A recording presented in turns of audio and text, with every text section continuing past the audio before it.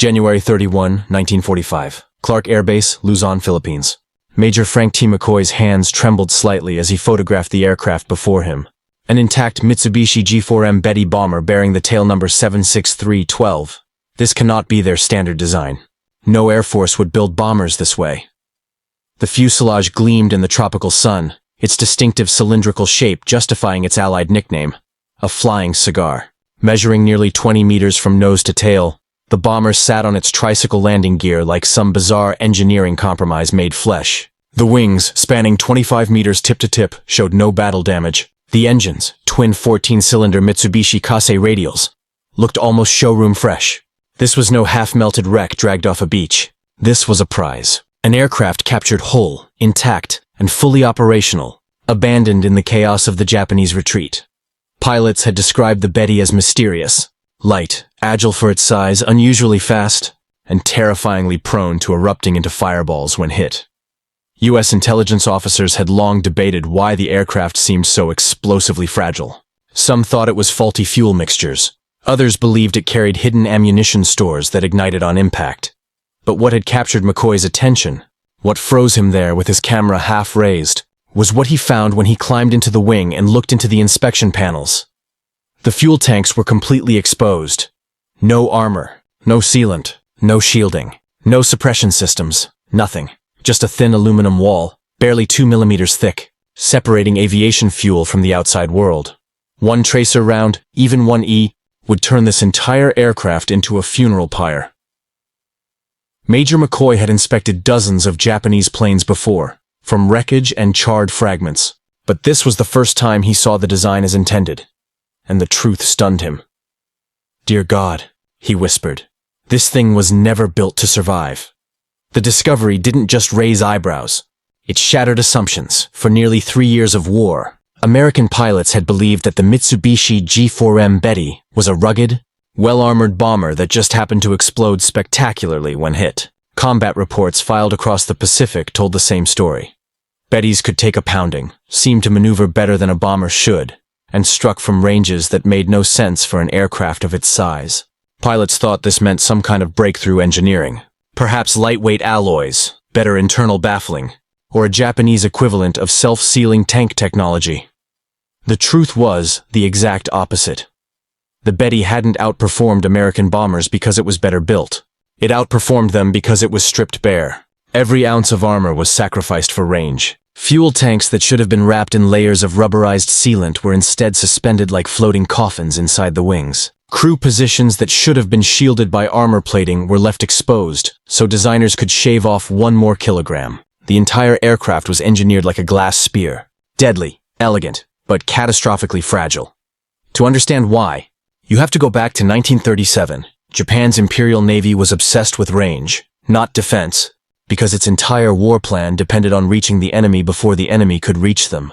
Japan didn't have dozens of overseas airfields like the United States did. It didn't have deep supply chains stretching across oceans. What it needed was a bomber that could take off from the Japanese mainland or a forward island and hit targets far beyond what Western aircraft could even attempt. A bomber that didn't need escort fighters. A bomber that could reach U.S. task forces before they even knew it was coming. A bomber that could strike, vanish, and outrange the counterattack. In short, the Betty was designed to always fire first. The gamble was chillingly simple. If the enemy never reaches you, you don't need protection. And early in the Pacific War, it worked. The Betty participated in the sinking of HMS Prince of Wales and HMS Repulse, the first time in naval history that capital ships were destroyed from the air while maneuvering at sea. The psychological shock was seismic.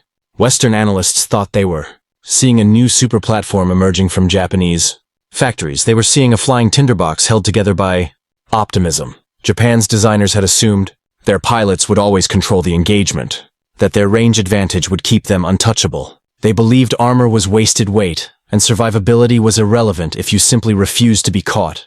And for a time, they were right. But by 1943, U.S. air tactics evolved. By 1944, American radar and interception speed erased Japan's range advantage. By 1945, that gamble collapsed entirely. What Major McCoy was looking at wasn't just a captured bomber. It was the physical embodiment of a doctrine that had finally hit the brick wall of reality. And here's a question for you, watching right now. Would you have made the same gamble? Would you choose striking power and reach over the lives of every crewman strapped inside? Let me know in the comments. I actually read them. Before we continue, where are you watching from? I'm curious how far this story is traveling across the world. Drop your country or flag emoji below because we go deeper not just into the design, but into the death toll caused by this gamble. When the Betty bomber was finally brought down intact and recovered by U.S. forces, engineers and pilots swarmed around it with a single burning question. How did this thing fly into combat and survive at all? The deeper they looked, the more shocking the answers became. The first surprise was the construction itself. American bombers like the B-17 and B-24 were built like airborne fortresses, packed with rugged framing, protected fuel lines, and armor plates shielding the crew. By comparison, the Betty looked almost fragile. Light skin, minimal internal framing, and shockingly thin plating around critical components. Then came the discovery that stunned them most of all. The massive fuel tanks running through the fuselage were made of essentially untreated aluminum,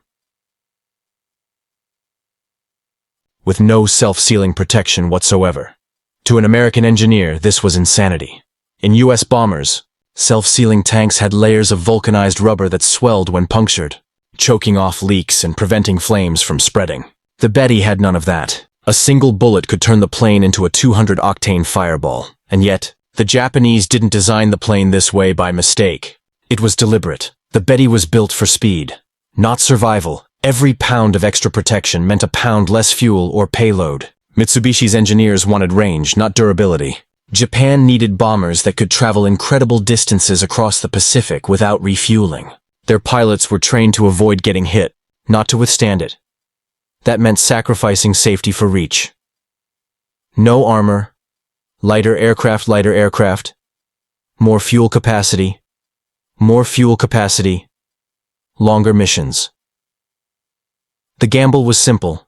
If a Betty was ever caught in a gunfight, it was already dead. Its only true defense was speed and distance. You can imagine the disbelief inside the American hangar as the inspection continued. Even the crew was barely protected. There were only slivers of armor behind the pilot's seat. The rest of the cockpit was exposed. Gunner positions were thinly reinforced, if at all. Some compartments had no structural shielding whatsoever. One U.S. test pilot wrote in his report, "This aircraft fights like it's made of paper, but that paper carries a long-range punch." To American airmen, who were used to aircraft designed to take brutal punishment and still limp home, this felt suicidal. But to Japanese strategists, survival after contact wasn't the metric. Accomplishing the mission was. It wasn't just engineering philosophy. It was a window into an entirely different military culture. A different mindset. Duty over survival, Japan's wartime doctrine prized dedication and resolve above pilot longevity. Western militaries valued the aircraft and the trained man inside it. Japan viewed the aircraft as a tool, and the man inside as a weapon. That mindset difference is part of what eventually birthed the kamikaze doctrine. But even before that, Japan was building aircraft around one principle: hit first, hit far. Don't worry about coming back. Audience engagement, pause for a moment and ask yourself, if you were a pilot climbing into one of these bombers, would you rather have range eye or protection? Would you feel confident knowing your plane might explode from a single tracer round? Let me know before we continue, because the answer reveals a lot about how each nation fought the air war. A design that shocked, but also worked as reckless as it sounded to U.S. engineers. Japan's decision initially paid off. In the early Pacific War, Betty bombers devastated Allied fleets because nobody expected bombers to strike from that far away. Allied planners thought they were out of reach, until Betty squadrons appeared over targets like Rabaul and Darwin. The flaw showed itself only later. Once Allied fighters improved and long-range escorts challenged them in the air, the Betty's lack of protection became a death sentence. Speed could help you escape, but speed could not save you once spotted. Once American engineers understood just how vulnerable the Betty truly was, the next step was turning that knowledge into battlefield advantage. That captured bomber didn't just reveal design flaws, it reshaped U.S. interception tactics in the Pacific. Before the capture, many American pilots misunderstood the Betty. They assumed it was tougher than it looked, and early engagements were often chaotic. But once word spread through briefings, their fuel tanks aren't sealed. One hit and they burn. Everything changed. Suddenly, U.S. pilots didn't just engage Bettys. They stalked them. The new rule of engagement. Don't shoot the crew. Shoot the fire. American fighter pilots were told to stop wasting ammunition on fuselage or defensive positions. The new target priority became brutally simple. Aim for the wings. Punch through the fuel cells. Let physics finish the job. A Betty hit in the fuel tank didn't just go down, it erupted. Engineers weren't exaggerating when they said the bomber was a flying torch. Even small caliber machine gun fire could ignite the tanks. Tracer rounds virtually guaranteed detonation. This led to a deadly new mantra among US pilots. One pass, one spark, one kill. No drawn-out dogfights, no attrition. Just a single, accurate strike. Attack positioning became everything before the discovery. U.S. fighters often attacked from behind, the natural position when chasing bombers. But the Betty had tail guns, and closing from the rear meant taking unnecessary fire. Now pilots knew better. They learned to attack from a shallow angle along the wings, slightly ahead of the plane, a position that lined up perfectly with the unprotected tanks. It avoided defensive fire and maximized ignition potential. This new technique was so successful that training manuals began including wing attack diagrams, fuel cell target zones, approach angles for maximum ignition.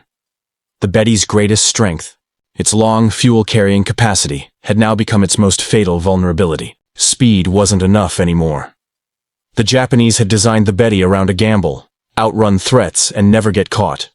That worked early in the war because the US simply didn't have long-range interceptors or early radar positioning in the Pacific. But as America deployed better fighters, P-38 Lightnings, F-4U Corsairs, F-6F Hellcats, the Betty could no longer rely on escape. Once tracked, its fate was sealed. By late 1943, US pilots were predicting Betty flight ranges radar stations were. Guiding intercepts before they reached target. Squadrons were trained specifically to ambush fuel-heavy bombers. The Betty wasn't just fragile, it was now predictably fragile. Psychological impact on Japanese crews. Imagine being a Japanese pilot or gunner and knowing your aircraft is defenseless the moment a fighter gets in close. Morale suffered. Crews began reporting a sense of inevitability, not of glory, but of being hunted. A surviving Japanese bomber pilot later recalled, "You could feel it through the fuselage when we were hit. The fear wasn't of bullets, but of flames." This wasn't just a tactical disadvantage, it was a psychological one. Audience engagement. Let me ask you something here. Do you think Japan should have redesigned the Betty once they saw how vulnerable it was? Or was sticking with speed over survival still the right strategic philosophy? Most people today assume the redesign would have been obvious. But wartime production realities made things far more complicated. From ambush to domination, by 1944, US pilots had such an advantage that Betty squadrons began flying at night to survive daylight interception. What began as one of the most feared long-range bombers of the Pacific War was now being burned from the sky before reaching attack range. The Betty had gone from predator to prey in less than 2 years, not because the Americans built a better bomber, but because they learned how to break theirs. By early 1944, the strategic value of the Betty was collapsing. What had once been the pride of the Imperial Japanese Navy's air arm was now becoming a statistical death trap, a symbol of a doctrine that no longer matched battlefield reality. The captured bomber at Clark Field had confirmed the engineering weakness, but the battlefield would confirm the consequences. The Pacific skies were about to become a graveyard. The Night of the Torches, Rabaul, February 1944, the pivotal moment, came during repeated Allied attacks on Rabaul, the fortress air base Japan considered nearly untouchable. When American reconnaissance confirmed a large concentration of Betty squadrons preparing for a strike against Allied shipping, US commanders didn't wait. They launched a preemptive assault. Hellcats swept in from carrier decks, diving out of cloud cover with one goal: hit the wings. What followed was so horrifying that several pilots later described it the same way. It looked like someone had set the clouds on fire. Bettys didn't crash gracefully. They detonated. A single burst of 50 caliber tracers ignited thousands of gallons of fuel. Wings separated from fuselages mid-air. Black smoke trails marked the last seconds of entire crews. In just minutes, the Imperial Japanese Navy lost over half the Bettys stationed at Rabaul, and the Americans lost 0 fighters in return. It wasn't a dogfight, it was execution. Why the Betty became unsustainable. The disaster at Rabaul wasn't an isolated fluke. It was a warning shot. Within weeks, other bases across New Britain, Truk, and the Marianas experienced similar mass losses. The numbers were brutal. Year Betty sorties loss. Rate 1942 high moderate, 1943 moderate severe, E1944 low catastrophic. At this point, the Japanese high command knew the truth. Their most important bomber had a battlefield life expectancy measured in minutes. But production couldn't just switch overnight. Japan was trapped by its own industrial limitations. They couldn't armor the tank. It added too much weight. They couldn't redesign the fuselage. Tooling was already committed. They couldn't add redundancy. Their engines were already maxed out. They couldn't thicken aluminum. It killed range, the Betty's only advantage. The Betty was no longer a bomber. It had become a coffin with wings. Let me ask you, if you were a Japanese aviator in 1944, would you still volunteer to fly a Betty? Knowing one tracer round could turn the aircraft into a fireball? Or would you request reassignment to a different aircraft, even if it meant being labeled cowardly? This is the kind of question Japanese pilots faced every week in 1944. The shift to kamikaze doctrine. Here's the part most people don't realize.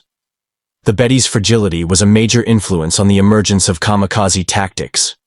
When your bomber can't withstand a single enemy burst, can't survive its mission, profile can't return safely to base, the psychological jump from fly and survive to fly and don't come back grows much smaller. In effect, the Betty accidentally trained an entire generation of pilots not to expect to live. By the time Japan institutionalized kamikaze operations later in 1944, large numbers of Betty crews were already accustomed to one-way odds. The transition was horrifyingly easy, a weapon that slowly became suicide by design. The war had overtaken the aircraft's philosophy. In 1942, range mattered more than survival. By 1944, survival was the mission, and the Betty had nothing left to offer.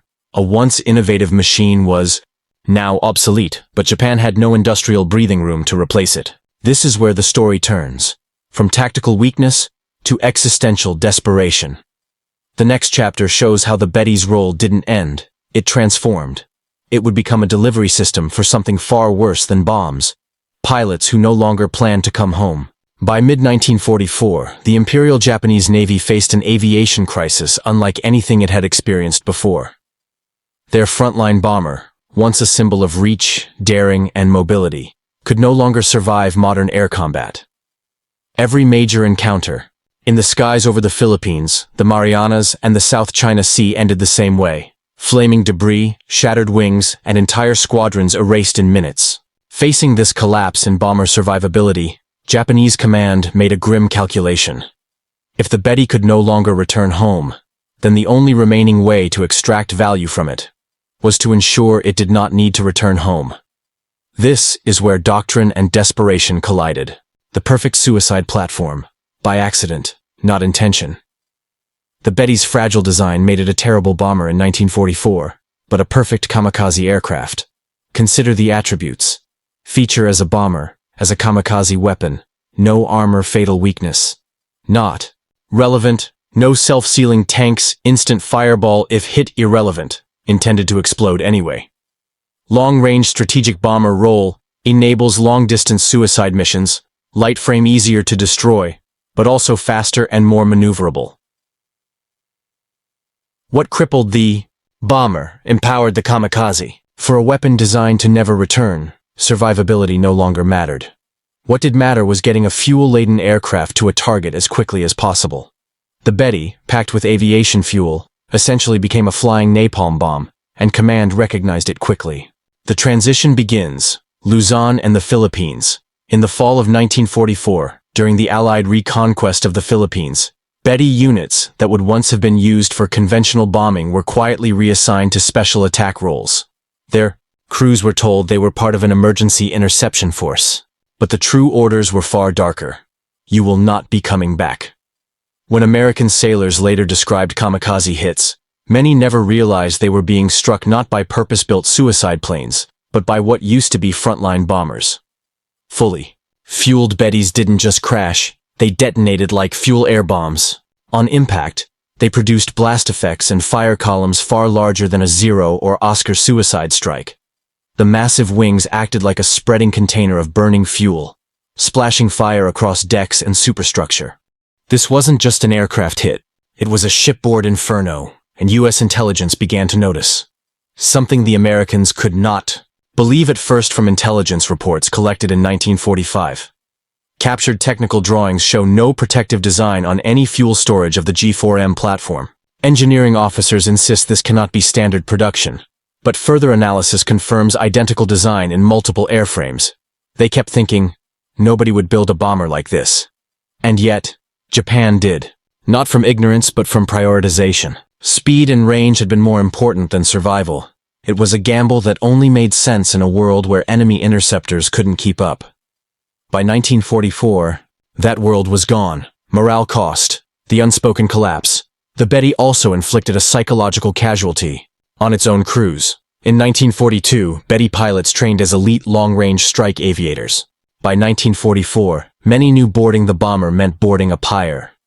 Some historians estimate that more G4M aircrew died from unintentional shootdowns than from intentional kamikaze missions, even before the doctrine became official. In other words, Betty crews were dying like kamikazes before they were ever ordered to be kamikazes. By the time High Command formally adopted the policy, many pilots no longer feared it. Fate had already been whispering in every mission briefing. You are not coming home. A weapon that was doomed by its own philosophy. The Betty's story is not just about flawed engineering. It is about a fatal mismatch between technology and evolving warfare. What worked in 1941 was a suicide sentence in 1944. The Japanese military never intended to design a kamikaze aircraft, but they simply designed a bomber that could not live long enough to remain a bomber. And in doing so, they built the perfect platform for a doctrine born of desperation, not strategy. The first time American sailors saw a Betty used deliberately as a kamikaze, they didn't immediately realize what they had witnessed. The hit looked nothing like the zero suicide strikes they'd encountered before in Leyte Gulf. This wasn't a fast, pinpoint dive into a gun mount or bridge. This wasn't a snapping impact followed by a fireball. This was a rolling tsunami of burning fuel. January 1945. Lingayen Gulf. The U.S. fleet was supporting the invasion of Luzon when radar screens picked up multiple slow-moving bogies approaching from the northwest. They weren't maneuvering like fighter bombers. They were flying level, low, steady. The first ship to visually identify them reported twin-engine silhouette, long wingspan, Mitsubishi bomber type A Betty, except the Betty never pulled up.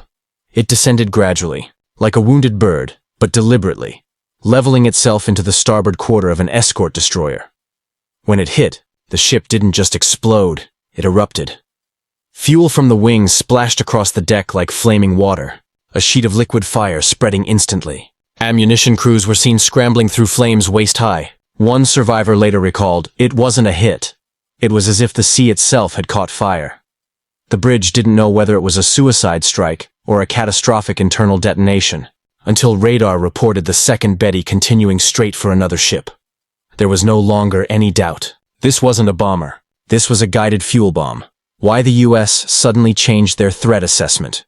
Until that night, kamikaze attacks were considered tactical. Dangerous, yes, but localized. A Zero could destroy a single section of a ship, maybe cripple a destroyer or damage a carrier's flight deck. A Betty carried 5 to 8 times more fuel. That meant 5 to 8 times more explosion. More shrapnel, more fire, more casualties. A Zero was like a grenade. A Betty was a gasoline truck full of aviation fuel doing 200 miles. And the most terrifying part wasn't the impact. It was the spread. When a Zero hit, it created a blast zone. When a Betty hit, it flooded compartments with burning fuel, turning the ship into a furnace. This wasn't kamikaze as a weapon. This was kamikaze as a firestorm. The tactical nightmare. Too big to kill, fast enough few. S gunners discovered something else just as horrifying. A Betty took longer to destroy in the air, not because it was tougher, but because it was bigger. A Zero hit by flak might break apart before reaching the ship. A Betty could be smoking, losing altitude, on fire, and still travel another mile before impact. You could kill it, but you couldn't stop it. A descending wreck full of flaming gasoline was still a perfect kamikaze weapon. Even badly damaged Bettys were lethal atmospheric torpedoes. Psychology turns. After Lingayen Gulf, U.S. Naval Intelligence wrote, twin-engine suiciders must now be treated as strategic-level threats, not tactical hazards. Think about that wording, strategic, not tactical. A Zero was a hazard to a ship. A Betty was a hazard to a naval campaign. By late January 1945, fleet bulletins were warning, Betty aircraft must be intercepted before visual range. If they close distance, destruction is insufficient to prevent deck-level detonation. In other words, if you let them get close, you are already dead. Something every viewer should ask themselves, and here's where I want to quickly ask you, the audience. Would you have volunteered to fly a bomber you knew would turn into a flying crematorium the second it was hit? Let me know in the comments, yes or no, and where you're watching from, because the men who flew these machines knew exactly what they were boarding. In the weeks after Lingayen Gulf, U.S. naval intelligence didn't just study wreckage, they studied the men who flew these aircraft. Surviving Japanese aviators, some captured after ditching, others pulled from the water by patrol craft, were quietly isolated and interrogated, and what they revealed stunned American analysts. The Betty wasn't just vulnerable, it had been deliberately kept vulnerable. Not because the Japanese didn't know better, but because survival had never been the design priority. Doctrine before. Steel-captured Japanese engineering memos translated in February 1945 showed something the U.S. didn't expect. Japan had made a conscious choice, not out of incompetence, but philosophy. The logic was brutally simple. Armor is equal to weight. Weight is equal to reduced range. Reduced range is equal to strategic irrelevance. Japan was not building a bomber for Europe-style warfare where planes launched from massive mainland airbases, returned, rearmed, and launched again. Japan was building a bomber for an empire of oceans, not continents, a machine that could leapfrog islands, strike distant targets, and land on newly seized territory before pushing outward again. Betty was never designed to come back to base repeatedly in a war of attrition. It was designed to expand the empire. That philosophy worked in 1941. In 1945, it became suicide. The interrogations confirmed the terrifying truth. American officers asked one pilot directly, "Why not seal the tanks?" The Japanese aviator didn't hesitate. A bomber that cannot reach its target might as well not take off at all. That wasn't an engineering answer. It was doctrine distilled to a sentence. He then added, almost as an afterthought, "Our duty was never to return. Our duty was to strike." That is when U.S. intelligence finally understood. The Betty wasn't designed to survive firefights because the Imperial Navy never expected survival. Not just in 1945, even in 1939. The U.S. realizes the psychological design too. Navy planners? This was staggering. Western combat aviation philosophy revolves around pilot survival, because experience is irreplaceable. Japan treated air crews as expendable. If the warrior perishes, the nation honors him. The U.S. treated pilots as investments. If the warrior survives, the nation preserves expertise. This wasn't merely two different bomber strategies. It was two different civilizations colliding in engineering form. Fuel tank vulnerability becomes a strategic clue when U.S. analysts reported zero armor, zero self-sealing, zero survivability. They didn't just conclude Japanese engineering was behind. They concluded something far more important. Japan was running out of time. A nation designing planes to win. A war had nothing left to redesign them with. A nation designing planes to sacrifice them had exhausted the idea of victory. Why? This shocked the American Air Forces up to this point. American analysts assumed desperation had created kamikazes. Module 8 is where the U.S. finally understood the reversal. Kamikaze tactics didn't emerge because aircraft were fragile. Aircraft were fragile because Japan was always prepared to embrace tactics that ended in death when American engineers saw empty wings with nothing but paper-thin fuel bladders. They stopped asking, why didn't they make this aircraft safer? And started asking, when did they decide survival no longer mattered? That shift, from technical to doctrinal, changed all future intelligence assessments. Before we move on, let me ask you this as a viewer. Do you think Japan ever planned to survive a long war? Or were they always preparing their pilots to die gloriously once momentum turned? They expected early decisive victory and collapse after. They believed sacrifice itself was strategy. Drop your answer in the comments and tell me what country you're watching from. By the time U.S. forces reached Okinawa in April 1945, the G4M Betty was no longer a bomber in the traditional sense. It had evolved, or rather devolved, into a platform of last resort sacrifice. Intelligence briefings circulating through the U.S. Fifth Fleet listed the aircraft not under bombers, not under torpedo threats, but under a new and chilling category: large-scale suicide vectors. And the reasoning was simple. The more fuel a Betty carried, the deadlier the firestorm when it hit.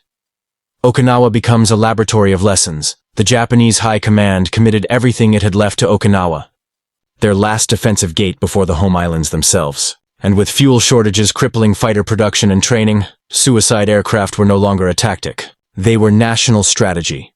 Bettys were launched in dwindling numbers, but each one was a catastrophic threat. Unlike Zeros, which were fast and had to dive at steep angles, Bettys approached like grim inevitability, a slow-moving death sentence that gunners could see coming from miles away.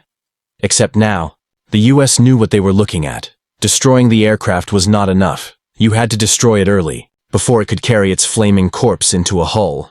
New fleet manuals emphasized interception range. Bettys must be broken apart at altitude. Close-range destruction is a guaranteed deck-level casualty. That sentence did not exist 6 months earlier. Radar picket ships. The first line of sacrifice to stop the Bettys. The U.S. adopted a brutal but necessary tactical system: radar picket destroyers. These small ships were pushed far out from the main fleet, not to survive, but to absorb the kamikaze wave before it reached carriers and battleships.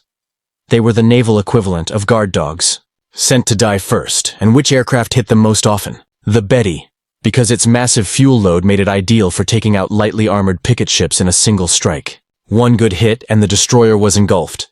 Sailors later said, "If a Zero hits you, you burn. If a Betty hits you, you vanish." The U.S. turns the Betty into a teaching tool. What began at Clark Field with Major McCoy now shaped doctrine across the entire Pacific Fleet.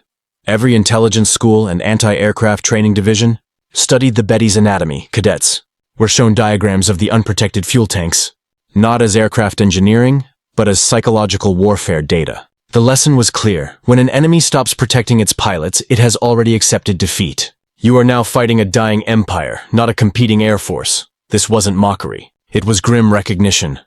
The larger strategic realization.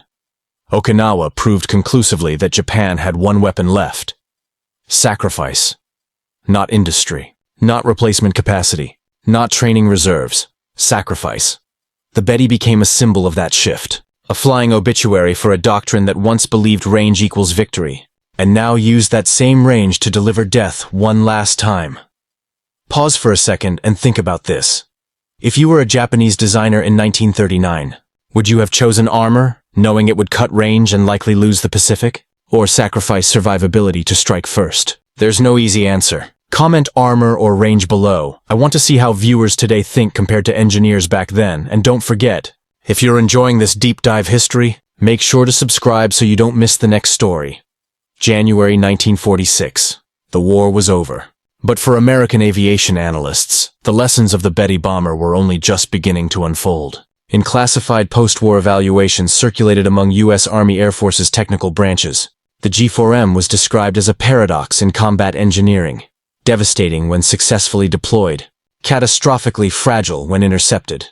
The captured Betty at Clark Air Base was preserved only briefly before being dismantled for material study. Panels of its wing were shipped to the United States, accompanied by engineering reports and ballistic test summaries.